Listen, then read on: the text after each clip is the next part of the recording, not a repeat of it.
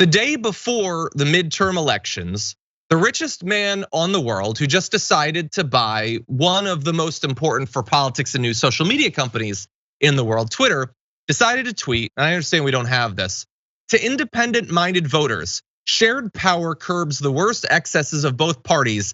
Therefore, I recommend voting for a Republican Congress, given that the presidency is Democratic.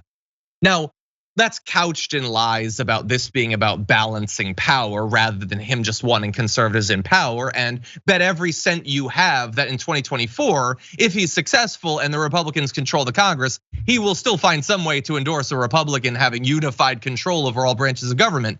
But that is the richest man in the world on the social media site that he just bought, telling its user base to vote for Republicans, despite spending the last year and a half saying that Twitter will only be a success if it's politically neutral.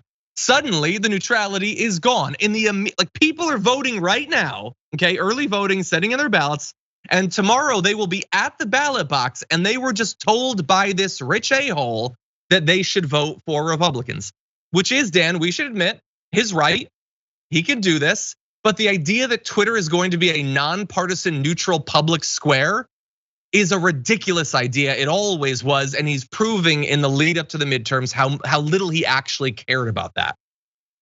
Oh, aren't you glad you have me on this episode? Because I have brain rot, and so I can tell you that another tweet that you unfortunately don't have from the 15th of June of this year, when Elon Musk was talking about buying Twitter. So again, this is pointing to what you're saying about his influence.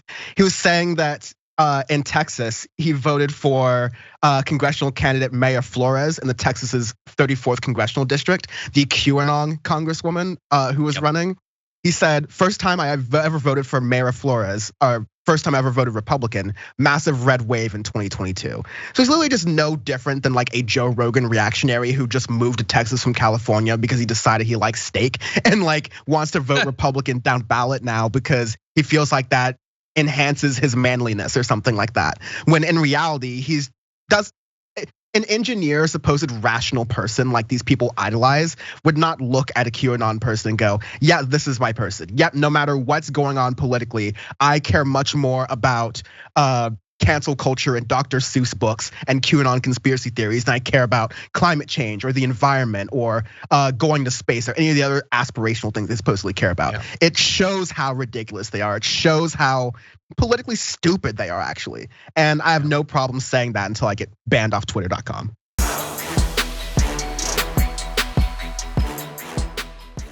Check out the Damage Report podcast each day, wherever you get your podcasts, whether Pocket Casts or Stitcher or iTunes. You can join me as I give you the news and stories you want, with a range of co-hosts and interview guests jumping in on the fun each day. Again, that's the Damage Report, wherever you get your podcasts. And if you get them at iTunes, don't forget to rate and review. Sometimes I'll read them live on the show.